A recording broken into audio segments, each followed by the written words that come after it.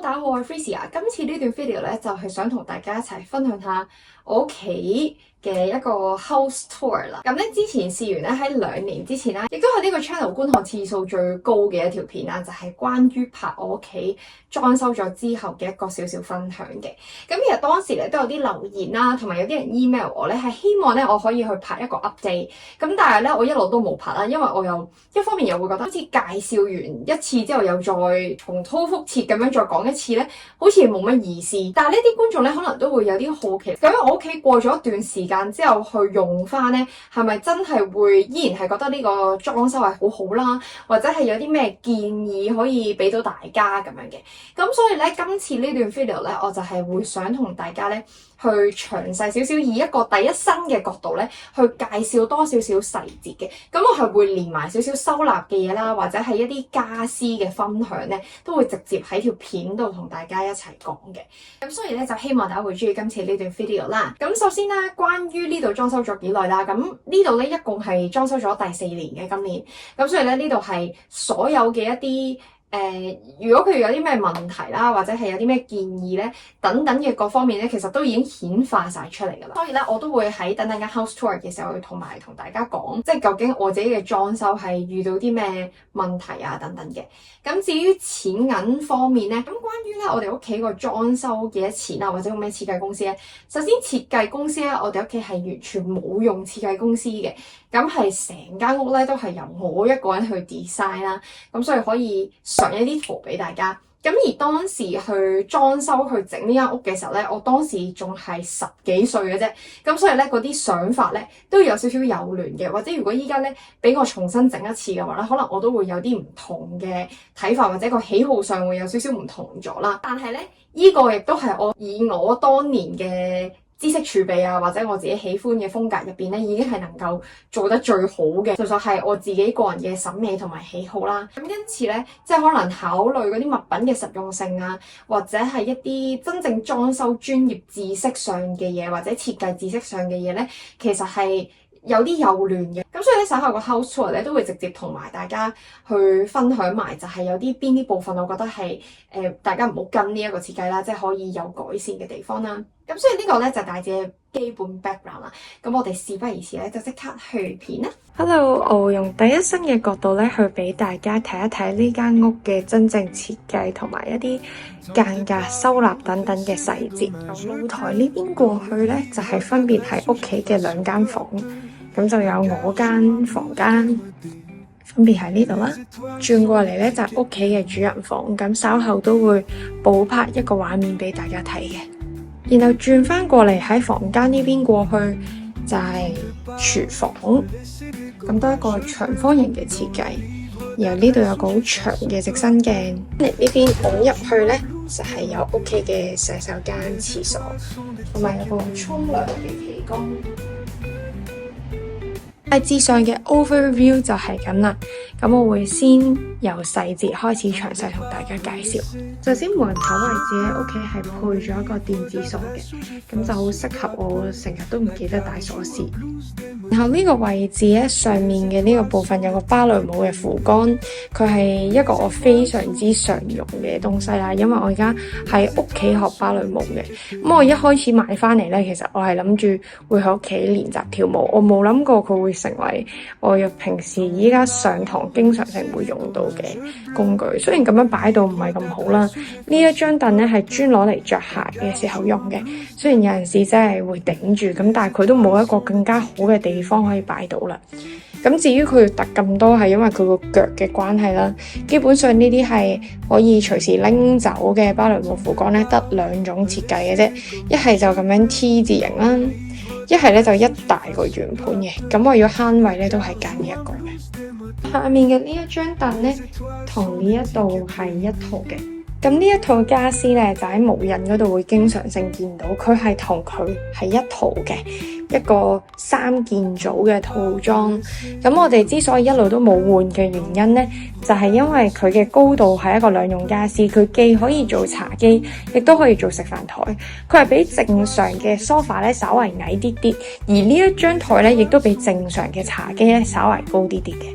咁至於點解咁中意佢咧？除咗佢個樣都幾靚之外啦，就係佢好輕嘅，基本上我一個女仔咧都可以搬得喐佢啦。咁所以就變相咧，平時我要上堂咧要騰出好大嘅空間，將啲嘢全部搬晒過去嘅時候咧，我同媽咪兩個人咧都可以好輕易地去搬到佢。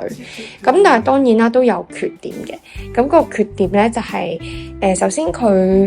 拆洗係唔容易嘅，基本上如果你要每次洗同裝咧，都係一個非常之大嘅工程，因為佢個套咧係啱啱好 fit 住呢一件家私，咁所以就變相當你第一次洗咧，多少都會縮咗啲啲咁多水啊，就會令到你好難去裝翻。所以咧，你會見到有陣時背後嘅位置咧，其實好難裝得好實嘅，即係唔係個個都可以好似呢一度咁，你見到都會有少少爆破咗，係因為呢個洗咗好多年咧，佢係比原本呢個尺寸縮咗啲啲咁多嘅，咁所以呢一件嘅家私咧，我哋到最後咧都係 keep 翻住，繼續用佢。咁呢一度咧，呢張凳係額外買嘅，亦都係好多年前噶啦，六年都絕對有噶啦。呢張凳係普通雜貨店買，之所以唔用無印嗰張而係要用呢張咧，係純粹想呢一度咧保持最大嘅空間，咁所以咧就用呢一張迷你嘅木凳仔去食飯。雖然高度上咧就唔算特別方便嘅，稍微矮一啲啲，咁但係因為我哋都已經用咗6年啦，所以就已經好習慣啦。繼續翻嚟呢邊就有我嘅黑膠機同埋一個喇叭，有時就會播下歌啦，就會營造到屋企咧好似一間 cafe 咁樣嘅氛圍嘅，咁所以間中都會有用。咁我之所以揀呢個鐵三角咧，我對呢個冇乜太大研究嘅，其實我都係覺得佢嘅審美幾靚，以入門嚟講咧都唔差，咁所以就買咗呢一套啦。間中都會播下啲黑膠嚟聽下嘅。跟住後邊咧就有個刨筆機，呢個擋住下面嘅其實係個電動刨筆機嚟嘅，叫做個鞋抽啦。然後咧呢一個鞋櫃咧，其實佢本身咧設定咧係應該有4隻腳嘅，即係佢應該係晾高佢。咁之所以我哋將佢黐到底，我哋冇用嗰4隻腳，兩個原因啦。第一就係佢個高度向上嘅時候，有可能會冚住咗呢一個拖把嘅位置。然後第二樣嘢咧，就係如果佢一有窿嘅話咧，我哋就要多一個空間咧，需要好難清潔啊，即係你又要可能塞個吸塵機入去吸塵啊咁樣。所以到最後咧，我哋就決定唔要嗰4隻腳，就直接咁樣裝落去啦。咁呢個鞋櫃其實都 OK 嘅，都幾好用嘅。咁打開咧，呢度就係我哋全部嘅鞋噶啦。之前上一條片咧都有觀眾問我哋係咪有用迷你倉啊，定係點咧？你眼見到嘅所有嘢咧，就真係我哋屋企用嘅所有嘢嚟嘅。即係你見到幾多嘢咧，我哋屋企就有幾多嘢。我完全唔覺得我哋屋企係少嘢到係極簡主義嗰種啦。咁但係你話會唔會因為屋企得咁少嘢而好難生存咧？其實係完全唔會嘅。夠用之餘，仲有少少可以係，譬如擺一啲攞嚟裝飾性冇乜實質作用嘅嘢，即係都有啲咁樣樣嘅物品嘅。咁所以我哋係冇迷你倉啦，亦都冇話啲雜物擺咗喺其他嗰度。即係基本上我依家係一個冇乜執屋嘅狀態去同大家分享嘅。咁所以呢個就係我哋屋企大部分維持嘅樣會係咁。咁所以有啲時候可能會再少嘢啲，再整齊啲，有啲時候會再亂啲啦。咁但係大致上都係咁樣嘅，即係真實去呈現俾大家睇。咁呢度就係我哋屋企所有嘅鞋啦。我哋屋企全部人都係唔多鞋嘅，包括我啦。咁但我已經係全家最多鞋嘅人嚟啦。我有5對嘅。咁呢度有個皮鞋啊，跟住之後有一對波鞋啦，有對黑皮鞋，跟住2對白色嘅鞋啦。咁呢對係我目前最常着嘅鞋嚟嘅。跟住仲有呢一對。咁就係咁多嘅啫。咁我哋屋企買嘢嘅原則都係加1減1嘅。咩情況之後會買鞋咧？就係舊嗰對鞋爛咗，我哋先至會買。咁所以大致上係咁啦。咁下面嗰啲咧都係有啲後備嘅拖鞋等等。上面呢3個籃咧都係我加嘅，即係連入邊嗰啲收納嘅方式咧都係我買嘅。因為我爸爸媽媽咧唔係太在乎呢啲嘢嘅，所以就變相嗰啲都係我當年係逐啲咁樣去換嘅，即係令到屋企個收納係更加順啦。即係如果我爸爸媽媽嘅話，雖然佢哋物品唔多，但係如果佢哋擺嘅話，可能就會求其攝晒喺度咁樣嗰隻，咁都會睇落去有啲亂啦。咁但係我就會自己去買啲收納嘅物品去裝到佢哋整整齊齊嘅。好啦，咁呢度就有襪啦，其實都冇執嘅，即係好多襪嘅呢度。咁跟住咧，中間咧就係一啲 Switch 嘅遊戲啦，因為個 Switch 喺隔離。然後旁邊咧就係一啲屋企擺信嘅嘢啦，就會將啲屋企啲信啊或者拆信嘅工具放喺度。由呢度攝咗對芭蕾舞鞋嘅，咁鞋櫃就係咁多。呢度就係玻璃門擋住嘅一個露台，咁佢呢個位有個燈啦，就係開咗之後咧，可以令到夜晚攞衫嘅時候會比較容易啲。打開入邊，其實呢個都算係少少嘅一個雜物間。咁上面呢一條晾衫杆呢，記得咗係咩牌子啊？我係訂一個日本牌子，佢係專攞嚟做嗰啲，因為日本咪都好多啲小公寓嘅，咁佢就係做一個繩索咁嘅東西就可以晾衫嘅，咁所以就呢度整咗啦。跟住呢，呢度有個 Muji 嘅攞嚟夾衫晾衫嘅東西，跟住呢度下面有個洗衣機，上面呢就係啲洗衫嘅。都會有囤貨嘅部分嘅，咁就會放晒喺呢度啦。可能洗衣機嘅東西啊、食色紙啊、芳香珠啊、洗衣珠等等。跟住下面咧就會係啲 HKTV Mall 買嘅一啲紙巾2箱，下面仲有就係飲茶嘅嗰啲水啦，都係放喺度。所以你見到其實係咪冇嘢咧？都唔係啊，都有嘢。跟住仲有啲沖涼液啊、漂白水啊等等啦。咁所以呢度都係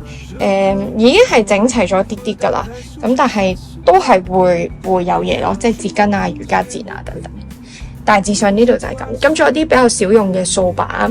垃圾鏟，雖然少用咁，但係唔可以有吸塵機就完全冇掃把噶嘛，即係都有可能用得着。咁所以大致上就係咁。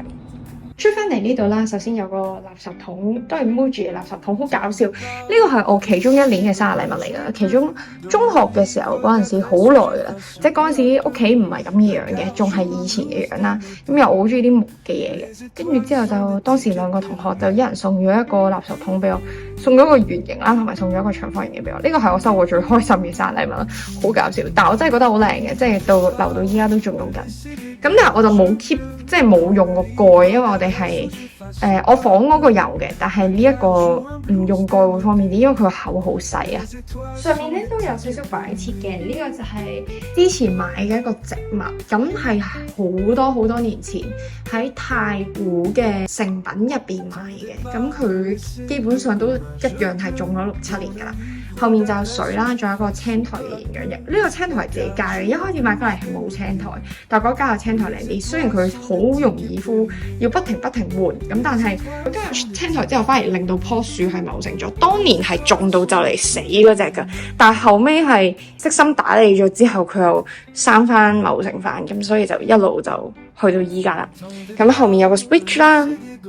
有部電視，跟住有啲 router 啊等等。然後呢個櫃咧同之前都唔同嘅樣嘅，依家就塞晒啲書。我屋企咧就係除咗就係啲比較簡單白色啊木色嘅元素之後咧，其他咧只要有顏色嘅部分咧，我就會將佢盡量排成彩虹咁嘅樣嘅，因為我覺得彩虹係比較療愈，同埋啲書咧。我以前都係跟作者啦，或者跟系列，但係我發覺咧，其實我自己好熟我自己有啲咩書啦，所以就變相我係跟彩虹，其實反而仲靚咯，即係我唔需要好似圖書館咁樣去，因為圖書館嗰啲係方便揾書吧。咁但係如果我已經知我啲書擺邊嘅時候，咁其實我可以中意點擺都得，所以呢一個彩虹係非常之好咯。佢啱啱好 fit 到呢一個位啦，因為呢個位咧，大家睇翻2年前嘅片咧，唔係咁嘅，佢係求其擺啲健身環。擺啲瑜伽墊咁樣，咁但係我覺得而家咁樣填滿佢係最靚。咁但係佢都有個麻煩之處，就係因為佢其實入邊好深嘅。咁但係我淨係用個面啦，所以我就要好小心地咧，唔好將啲書拱咗入去啦。就啱啱好揩到呢條邊。呢個都係我中學做圖書管理員嘅時候學嘅一個技巧，就係要將佢貼齊個邊。雖然佢都唔係好齊啦，咁但係有時候都會執下佢嘅。打開啦，呢個就係真實嘅櫃桶啦，都唔算係非常之少嘢或者乾淨啦，都有啲雜物嘅。咁呢邊就係垃圾袋，每日都會用噶啦。咁呢邊都會成日去換啦，所以呢一個成日拎咧就好難話摺得好整齊嘅。咁跟住有可能有啲手套啊，跟住有啲消毒嘅物品啊，跟住有啲文具啊等等。點解會有文具放喺度咧？就因為我練琴嘅時候咧，我攞筆咧喺呢度拎會方便啲嘅，咁所以我就擺咗啲文具，亦都你見到有啲練琴嘅嘢啦，拍自己，跟住可能有啲日期嘅印仔啊，跟住啲 memo 啊，都係課練琴嘅時候用嘅，咁所以就會放喺度。隔離咧就係我屋企人嘅一啲用具，即係可能一啲螺絲批啊，或者係即係一啲佢翻工會用到嘅嘢啦。所以呢一個櫃桶咧，我係唔容許去執佢嘅。所以可以俾大家睇下啦。如果唔容許，如果俾屋企人執咧，佢哋係會咁嘅，即係佢哋唔會花心機去將佢揀好佢咯，即係佢哋會塞晒啲嘢落去就算。咁所以就係咯。所以就係咁，咁呢個我就唔詳細講，因為其實我都唔知入邊有啲咩嘅，咁所以由佢。上面就係啲水杯啦，因為個水杯真係唔知擺邊好。以前咧係會有個迷你嘅台仔去擺水嘅，咁但係而家冇啦，咁就唯有同啲輻射擺埋一齊啦。但係就拍片嘅時候先留意到呢樣嘢，完全冇留意佢放電視同啲 WiFi 隔離，不過唔緊要啦。跟住再貴咧就係呢度啦，真係好中意呢一張。咁當時我拍第一條嘅home tour 嘅時候咧，嗰條片都係我啱啱換呢一張羅漢床嘅時候。再之前咧，我係將裝修前嘅嗰張 sofa 擺喺度嘅，跟住後尾咧，我哋係直頭連傳統 sofa 都唔要，換咗呢一啲嘅凳。我係真係典型嘅，我會中意靚多過中意極度舒服嘅，因為其實我哋屋企好少坐 sofa， 即係就算之前都係啦，可能我爸爸會坐多啲啦，但我係真係極少坐 sofa， 咁所以咧我就同佢去決定換呢一個羅漢床，即係羅漢床同 sofa 一定 sofa 舒服啲嘅，咁但係羅漢床就真係好靚，即係佢會配合翻成個屋企嘅風格，咁佢叫羅漢床啦，呢個係宋朝嘅時候啲美學嚟嘅，即係佢哋會好中意用呢一種嘅樣啦，就係平時可能睇嗰啲《甄嬛傳》啊，你都會見到嗰啲娘娘咧坐喺呢一啲嗰度睇下書啊，飲下茶咁樣，咁上面就真係帶埋呢個茶几嘅，咁成 set 都係家私訂做啦，好靚嘅啲木，我覺得仲靚過 Muji 嗰套添，啲顏色啊各方面係再淺色啲嘅原木色，所以呢一種風格咧都有個名咧叫新中式嘅，因為正常啦，如果你真係要去還原翻以前古代咧，應該係用啲黑檀木啦，或者係一啲紅木啊等等啦，總之就冇咁靚嘅，咁但係呢一啲就好日式嘅呢一啲顏色，咁所以就咁樣擺就好靚。咁然後佢嘅好處咧就係如果有人嚟啦，真係要喺度過夜，然後又唔可以同我瞓嘅話咧，咁佢就可以掹走晒呢啲 cushion， 跟住佢可以當一張床咁樣瞓嘅。咁上面咧就都擺咗一啲嘅裝飾。咁首先咧就有個紙巾，跟住後面咧呢個就係之前喺四國嗰度買啦，同希子一齊揾到嘅就係一個竹嘅庭園，日本庭園會有嘅元素。跟住呢棵咧係內門竹，我超級中意呢啲竹類嘅植物，咁所以佢就係好靚啦，都係上面有青苔啊咁樣。咁佢會隨住個季節唔同咧而去變化成唔同嘅樣或者形態。雖然我冇特別去修剪佢，咁但係佢冬天嘅時候會生得冇咁靚嘅，咁去到夏天嘅時候咧又會靚翻啲啲。咁所以佢依家咧係你見到佢生到打晒交叉咁樣咧，佢過一段時間咧個形態就會好靚噶。後面咧就係之前都同大家拍片分享過嘅兒之茶嘅單泡，咁我又係將佢排彩虹嘅。佢呢一個花間雜咧，佢唔係咁嘅樣噶，佢係打亂晒啲順序，同埋都唔係呢啲茶嚟嘅，即係我係自己，因為我飲咗太多兒子茶，咁我自己會去揾一啲覺得靚嘅茶包出嚟，將佢拼成一個好淺嘅莫蘭迪色系，又係排彩虹咁樣排落嚟咯。點解少咗三泡？因為呢三泡喺公司嗰度，咁我會每一日飲完我就會攞翻嚟，呢啲全部係飲晒噶啦，咁所以我就放喺呢度。都好靚啦呢一個位，咁然後再加埋隔籬呢幅畫真係一流。呢個畫咧就係都係幾年噶啦，就係我依家嘅書法老師送俾我嘅。基本上就係我無啦啦點解會走去學書法咧，係因為佢嘅啫。咁但係個詳細故事我以後有機會再詳細同大家去分享啦。咁佢寫俾我嘅，即係佢自己對我嘅一啲印象嘅感受，所以佢就寫咗一句俾我啦。咁就放喺呢個空間都係非常之靚。呢度咧平時都係經歷過好多嘅擺設嘅，有試過喺呢度養過水母啦，跟住依家12月咧幾年噶啦，都係會逢聖誕咧，聖誕樹就放呢度嘅，咁所以都係好靚。你見到下面有個插蘇啦，咁就好方便我去擺任何設計。咁但係我而家咧就除咗聖誕節之後咧，其他時間咧乜都唔擺嘅。以前呢度都會有個架嘅，有個幾靚嘅架，但係而家我連嗰個架都唔擺啦。好，跟住準備進入呢個算唔算琴室嘅空間呢？咁首先講上面先啦，呢個都係我設計嘅，一開始冇呢一嚿嘢，咁去到臨裝修收尾嘅時候咧，我就覺得冇咗呢嚿嘢咧就好怪，硬係覺得怪怪地，咁於是我就設計咗一個木嘅一個設計，跟住自己加咗2環咁樣俾屋企人去整啦，揾木工咁就訂做咗，咁 so far 出到嚟個效果係幾好嘅。佢呢個咧就竟然同佢呼應咗啦，雖然佢唔係同一個時間出嚟嘅，咁但係都幾靚嘅。咁然後入到嚟呢一度咧就係鋼琴嘅一個空間啦。係啊，唔好意思，一瞬間突然間跳咗過嚟夜晚，因為我而家剪緊片，然後我發現咧中間有一段係唔知點解冇咗嘅，咁所以我而家嚟補拍翻中間呢個畫面，咁就嚟介紹翻呢個琴室嘅空間，咁個 overview 就大概係咁噶。咁我知道咧三角琴對於香港嘅屋企嚟講咧係極度奢侈嘅，即係首先你要有咁樣嘅空間去擺啦。咁但係咧，點解會有呢個位去擺咧？其實呢度咧個實用面積並唔大嘅，即係大概490尺左右啦。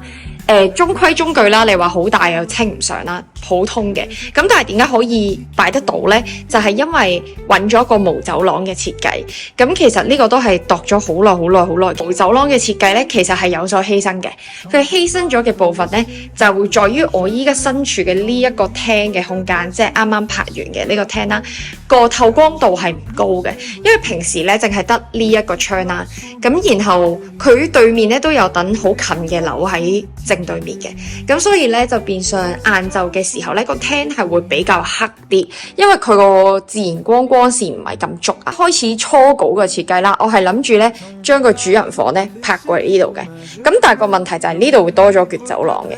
咁就嘥咗個空間啦。咁所以咧最後喺光線同空間之下咧，我哋係有取捨，就最後揀咗保留一個大啲嘅空間，咁所以我哋就冇喐到嗰間房嘅間隔。呢一個房一開始呢個間隔亦都係裝修前我爸爸諗定咗嘅一個設計，即係基本上由我出世開始住呢度嘅時候，個間隔就係咁噶啦，即係一路都冇喐過嘅，都係 cut 咗走廊呢樣嘢。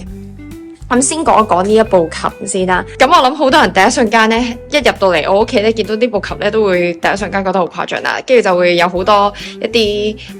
特別嘅印象啊，或者係一啲 stereotype 啦。咁但係首先要 clarify 一樣嘢先。咁首先我以前細個學琴嘅時候咧，我係用一部9000幾蚊嘅琴啦，由 BB 係學到去演奏級嘅，即係學到我讀緊大學嗰段期間咧，先至決定去換呢部琴。咁而呢一部琴係同裝修嘅時候同時買，咁所以佢係啱啱買咗4年啦。咁佢嘅型號就係 Kalahi 嘅 GX2。咁呢一部琴咧，除咗就係因為我本身係讀呢一個專業之外咧，第二方面咧，其實對我自己嚟講係一個投資嚟嘅，因為嗰陣時大學嘅期間啦，我係有教琴啦，亦都有接伴奏，咁所以其實4年之間咧買咗翻嚟4年之後啦，呢一部琴我賺翻嚟嘅錢咧，已經係完全 cover 翻呢部琴嘅價錢噶啦，咁所以其實係一個好好嘅投資嚟嘅。That's why 就有呢一個琴喺度。咁而呢一個尺寸其實都諗咗好耐啦，因為其實呢度空間好闊嘅，如果我再買長啲咧，其實都 OK， 因為呢個 GX2 咧就係 around 1.8米，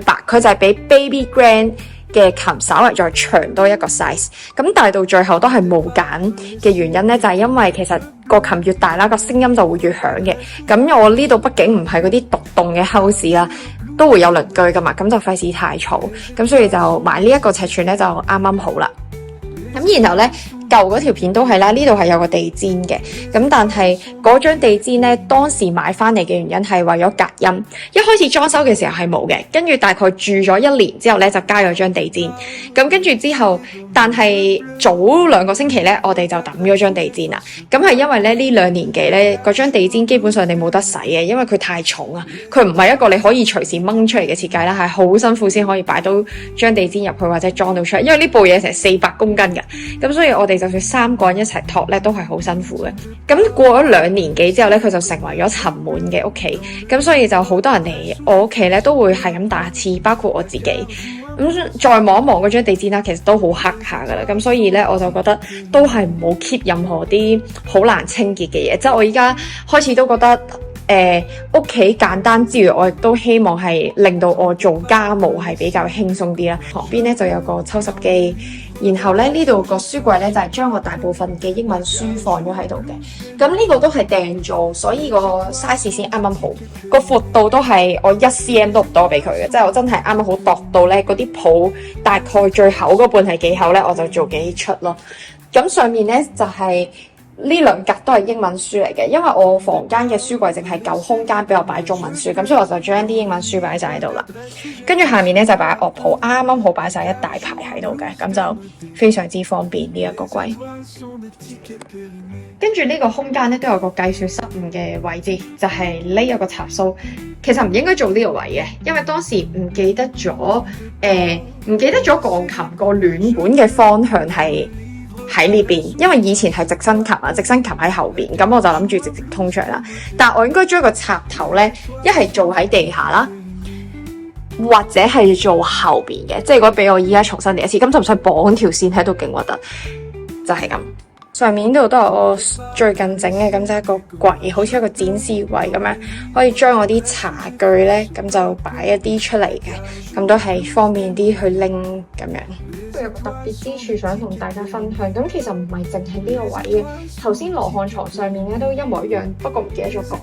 咁就係咧，因為之前舊嗰個無印咧，我有個無印嗰啲6格櫃嘅。咁點解我會無啦去換呢個咧？除咗一方面咧係我想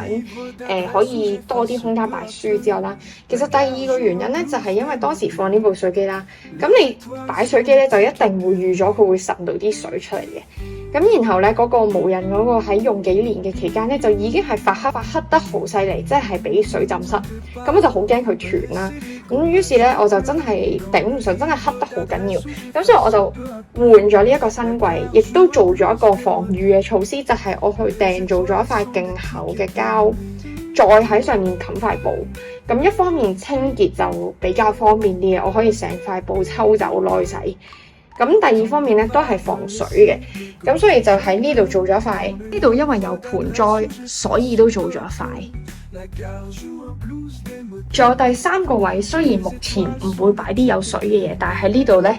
都做咗一塊嘅，都係訂做咗塊布啦，同埋做咗一個膠片。咁呢度咧就有一個譜架，我以前係用嗰啲摺疊譜架，但係發覺佢係非常之唔好用，於是我就買翻呢一啲係當時我哋學校會俾我哋嘅一啲譜架。咁佢唔係摺疊嘅，都係有陣時啲同學啊，或者係以前節伴奏嘅時候，有啲人會過嚟排練啦。咁所以我就會擺個譜架喺，咁咧就可以方便佢哋去做一個使用啦。同埋之前我有段時間係有學過小提琴嘅，咁都係攞呢個譜架去練。咁呢一個就算去到依家咧，我已經冇再接伴奏嗰啲咧，我都有陣時會用出嚟去擺嘢。即係有時上堂嗰啲咧，譬如我有陣時錄我上堂嗰啲，我都會將個譜架瞓低，跟住將個電話擺上面，咁就錄一個縮時啦。呢個櫃咧就同嗰個櫃咧係同一時間訂，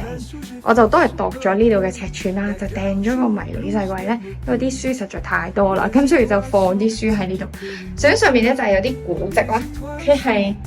《紅樓夢》同埋《西遊記》。跟住喺呢度仲有花間集嘅古籍，繁體字嘅古籍，我好中意啊，好靚，即係好似嗰啲以前啲古人嗰啲書咁樣咧。跟住上面就有啲同茶有關嘅，因為一路學習緊一啲茶相關嘅知識，咁所以我覺得睇書係最容易嘅，因為呢個渠道咧揾老師係比較難嘅，咁所以我都會睇書啊。然後下面咧就一大堆好中意嘅圖解系列啦，咁之前都有拍片嘅，買呢堆書嘅時候，咁所以就全部又係排彩虹啦。咁樣去擺晒喺呢度嘅，跟住再嚟咧就有幅畫，呢幅係假嘅貝多芬手稿，跟住我自己買咗個畫框放喺度啦，咁就令到呢度咧多一絲嘅藝術氣息啦。跟住咧就轉入嚟我間房，相信大家都睇過比較多次，因為我經常性拍片開頭嘅地方咧都會喺間房嗰度嘅，咁所以呢度就好快咁同大家過一次咁首先咧就係床嘅空間啦，我係瞓雙人床嘅，因為我覺得個空間比較大啲，同埋有時有啲 friend 嚟咧，基本上佢哋都會同我一齊瞓嘅，咁所以雙人床係幾好嘅一個選擇。呢一張被咧係我好中意嘅一個 artist 去畫嘅，佢之前咧就同 Society6 咧去合作嚟去做好多唔同嘅家品啦。咁但係咧，我本身想買多一張咧去俾屋企人去擺佢哋主人房一對，因為好靚呢個 pattern，真係好中意呢啲咁樣嘅插畫。即係佢冇再同嗰間公司合作，所以就變相睇唔到。可惜，即係呢個已經係我最後嘅一張，因為呢張被都7年啦，好耐之前。咁咧，你夾硬講嘅話，其實屋企啲雜物就喺晒呢度嘅，咁但係都成日拍呢個空間㗎啦，即係成日都拍啲執屋嘅空間啊，咁譬如啲大型嘅被啊，我主人房嗰邊咧都有一張咁樣嘅油壓床啦，咁佢哋咧就會將譬如嗰啲篋啊，或者係更多嘅屋企嘅家居補充品啦，就放喺入邊咯，所以其實對於我哋嚟講啦，2個大床嘅收納空間已經絕對夠啦。我係刻意地裝修嘅時候，強烈要求唔要任何嘅組合櫃嘅，因為當時我阿爸係好堅持想做多啲收納空間啦，但係我好堅持地覺得咧，唔係要多啲收納空間，而係物品要減量。咁最後咧，真係住咗4年啦，你見我都唔會話因為咁樣而冇位擺嘢就堆到周圍都係，我反而會控制自己嗰個買嘢嘅數量，唔好超過屋企擺到嘅空間，因為屋企能夠擺到嘢嘅地方唔多啊，咁所以就提醒自己唔好買咁多無謂嘢。嗱，都比較真實嘅啲空間咁啊，床頭櫃都係你見到都有擺嘢啊，跟住亦都係唔同嘅櫃桶啊等等啦。其實所以我唔會稱自己做一個極簡主義咯，因為我覺得我自己唔係啦。咁但係我會控制物品嘅數量咯，的確。呢個就係我嘅生日禮物之2嘅第2個垃圾桶啦，跟住再過嚟就係一張書台啦，然後咧呢度就係畫啦 ，Carrie 啲畫啦，講過啦，上次都同大家分享過，啱啱先最新嗰條片先至同大家換完，跟住一打開咧就係一個好大嘅書櫃，咁呢個書櫃咧，如果依家俾我揀咧，你叫我裝修重新諗嘅話，我可能咧我會想再做大啲個書櫃嘅。點樣做大啲？因為呢度咧，佢其實個空間好深噶，但我覺得我咁樣就係可以擺到一排書咧，其實有啲嘥咗咯。如果可能將佢做成一個步入式嘅書櫃咧，可能會開心啲，即係可能呢度直頭做一道門，跟住唔做個底，然後直頭個人可以行入去咁樣攞書咧，可能會再擺得多啲書。跟住我自己就翹一啲燈啦，令到夜晚呢度好有氣氛。咁呢度又係一個大型嘅排彩虹嘅現場。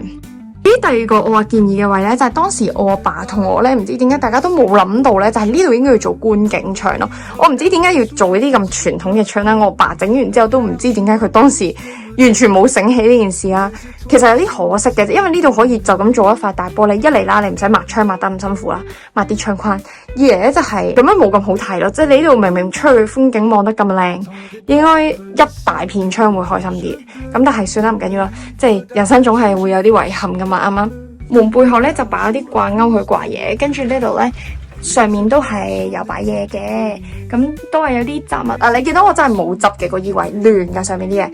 同埋啲顏色都亂咗嘅，呢個係真實嘅狀態，因為我係可能2個禮拜、1個禮拜會排一次啲顏色咯。咁但係其他時間由佢亂就亂啦，因為我啲衫都唔係好多色，所以就算你亂極，你都望落去都還可以接受。咁呢度就係我所有春夏秋冬所有嘅衫連埋呢度，跟住下面嗰個櫃咧都係拍得太多次，我就唔特別打開啦。咁都係啲睡衣啊、芭蕾舞衫啊等等啦，呢堆屋企人嘅。我間房靚係靚，但係西斜，所以夏天好熱呢間房。咁所以呢個唯一嘅少少缺點係喺呢度。不過整體個空間各方面呢度就係我嘅一個小天地。跟住上嚟咧，呢度都係做咗個細嘅收納櫃嘅。咁呢個都係我爸強烈要求嘅，因為當時我係冇諗住整呢個櫃，但係佢話真係唔得咧，屋企真係你都要有少少空間俾佢擺下嘢，或者係即係都要擺下啲雜物啊，佢工作嘅嘢啊咁等等。咁但係最後冇後悔做呢個嘅。咁上面咧擺咗啲熨斗啦，有瑜伽磚，跟住有啲抹琴嘅嘢，又入邊咧有更加多我屋企人會用嘅嘢啦，我爸嘅工具等等。跟住度有一塊超大嘅全身鏡，廚房都有個後悔嘅嘢。咁首先我屋企個廚房咧就真係唔大嘅，呢個就絕對係事實。但係咧，大家真係做櫥櫃咧，我覺得真係如果你俾我重新依家再裝修多次，我一定會抌錢去買啲靚啲嘅櫥櫃啦。即係咧，日本咧咪有啲櫥櫃好勁嘅，譬如可能咧，佢呢度呢一堆咁樣咧嵌入式嘅空間咧，日本咪會有啲櫥櫃係可以分拆，跟住成嚿嘢拉出嚟嘅。有冇留意到呢個櫥櫃有個問題就係佢冇櫃桶？我覺得冇櫃桶係令到收納上係勁晒。基本上咧就咁睇啦，其實佢空間係夠噶。嗱，你睇佢呢一排都係可以攞嚟擺嘢啊，但係你真正擺到嘅嘢係唔多。認真望下入邊咧，其實好多都係俾啲收納架壓咗啲位啦，但係擺到嘅嘢嘅件數其實係好少啊，同埋好容易會睇落去好亂啦。因為佢就係一大嚿空間，然後我完全唔知點樣擺係令到佢容易拎啦，亦都係容易擺翻入去啦。咁所以就變相，如果俾我重新嚟多次啦，我反而係會覺得廚房嘅櫥櫃係一個比較大嘅問題嘅，即係我會想加多啲櫃桶啊，同埋係真係可能買啲日本牌子嗰啲咧，人哋幫你度晒成 set 係點樣做，即係櫥櫃呢啲就真係交翻俾啲做開櫥櫃嘅公司，就唔好自己諗咯。因為我自己諗啦，我就係識得咁樣打開啊，咁樣就算咯，所以就搞到有時擺嘢上係好唔方便啦。即係因為我已經係諗唔到點樣可以令佢擺得更加好，但係如果係一啲即係如果當時裝修係有用嗰啲公司嘅話，我相信一定會更加好。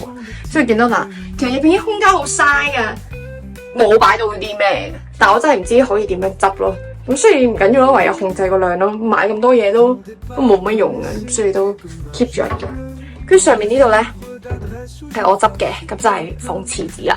啲廁紙咧買咗翻嚟咧就會擺到，咁多數一買咧就會買2大箱，咁啊可以用2個月。咁每2個月就買一次 HKTV Mall，所以個露台咧點樣都係會有啲紙箱喺度，好似貨倉咁嘅。咁大致上個廚房就係咁啦，跟住仲有雪櫃啦。D2咧就係洗手間嘅部分，咁就係用呢一道門。因為咧點解要用呢門咧？其實我好唔中意呢啲門啦，但係因為我哋個廁所太細，所以焗咗一定要用呢啲門。咁呢啲巴士門啦，一打開咧就係洗手間。咁個廁所都係冇辦法噶啦，即係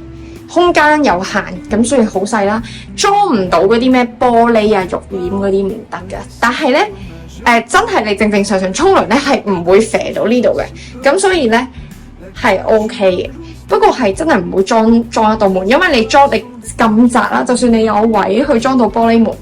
或者拉條浴簾，你去清潔又好麻煩。呢個咧亦都係下一樣，如果俾我重新裝修，我會重新整一樣嘢，就係呢個廁所咧，佢天然個設計咧係有啲唔好嘅，佢極度潮濕，所以咧。入親嚟咧，你見到地下永遠濕啦，跟住雖然頭先屋企人真係沖咗涼嘅，咁但係佢好難乾啦，好大陣噏味，亦都係會好容易臭嘅，即係我係要花好大功夫咧，先令到佢冇味啦。終於知道啲人係點樣打理啲好靚嘅廁所，就係佢哋係會裝一部暖風機或者抽濕機，或者你當係冷氣咁嘅物體，每次沖完涼之後咧，就即刻開到最盡。跟住之後用半個鐘咧，即刻抽乾晒啲水分，咁就唔會發毛啦，即係唔會有嗰啲咧黑黑地嗰啲呢啲邊咧咪會黑黑地，跟住地下咪會黑黑地嘅，即係用得落。尤其我個廁所咁白啦，呢度都係學咗一樣嘢，唔使睇都知呢個假天花後面已經一定好恐怖啊！即係雖然佢表面冇乜嘢啦，但係肯定潮濕到白。咁所以咧，我就覺得呢啲都係經驗嚟噶啦。正常嘅硬裝之後咧，我亦都有用軟裝去令到個廁所望落去更統一嘅。咁就係啲嘢就盡量用白色啦，你見係啊，即係白色。咁呢啲樽都係白色啦，呢啲係有少少係堅持嘅。咁大致上就係咁啦。咁最後咧就望一眼主人房嘅空間，咁就唔多介紹啦。咁大致上就係咁啦。希望大家會中意今次呢段片啦。咁應該都係我最後一次會去咁詳細介紹呢間屋噶啦。咁因為都住咗4年啦，如果有啲咩大嘅改動咧，要改都改咗噶啦。咁所以咧就係最後一次特別詳細去介紹啦。咁希望大家會中意今次呢段片啦。咁我哋就下段片再見，拜拜。Les étoiles sont des tickets périmés.